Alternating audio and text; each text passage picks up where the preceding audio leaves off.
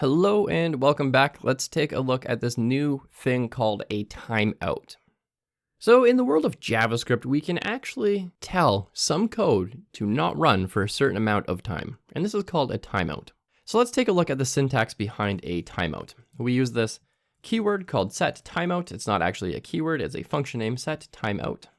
And then we could pass it a function if we wanted to, and this is our callback.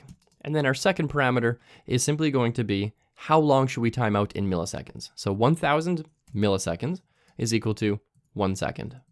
And so we write this in milliseconds. Additionally, we could also just say callback function, whatever that function is going to be called. So this would look like function, something like that. And so this is really all a set timeout looks like. It's going to run a particular function and it's going to wait 1000 milliseconds or 5000 milliseconds or 42 milliseconds before it actually executes. So let's take a look at what this actually looks like. So let's do set timeout. Set timeout. Let's add a function in here, and we're just going to console.log timeout. And we are going to wait 3 seconds.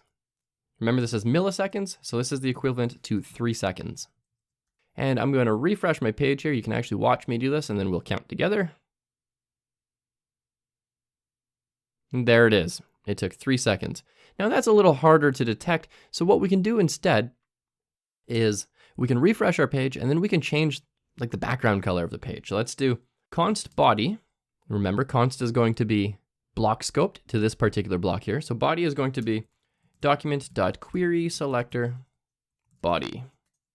And then body.style.background color is equal to blue. Let's also change the color to white. Just the text color. Let's go ahead and give this a refresh, and we're just waiting. Man, there it is. And after 3 seconds, sure enough, the page changed. Now what happens when we put a console log up here? Console log, first console log, and we put one down here. This is the third console log. And let's just for posterity say this is the second console log.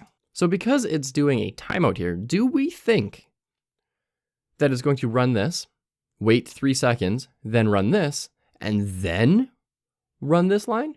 Or do we think it's going to run this, say, yep, there's a timeout here, run the third console log, and then 3 seconds after it gets to this particular line here, it's going to execute this? What do you think is going to happen?